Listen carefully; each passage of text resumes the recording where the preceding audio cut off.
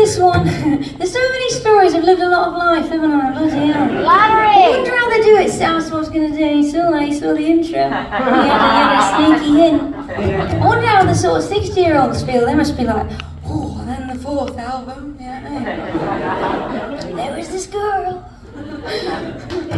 Well, there was this boy, and this song I wrote about when we used to play in these blues bars, and there was one in particular on Camden Road called Spiritual Bar, with a crazy Brazilian owner who became a bit of a mentor of mine. I do remember actually, he would sort of be like, this music's shit. He sort of had everything by a metric of what was shit and what was not. Do you know what I mean? And blues was great and everything else was shit. And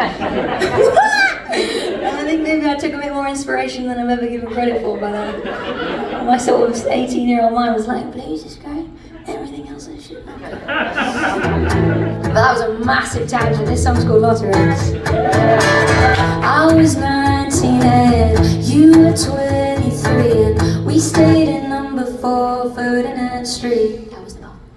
We spent 5 talking about our lives, but we'd told her that about 1,000 times, and I'm bored of all that.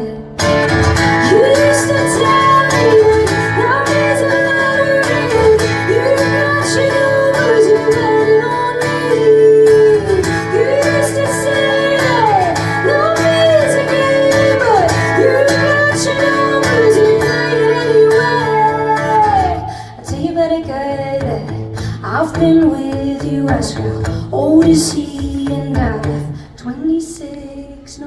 He's 30, how messed up is that? I'll forget it, he says I'm a Jade.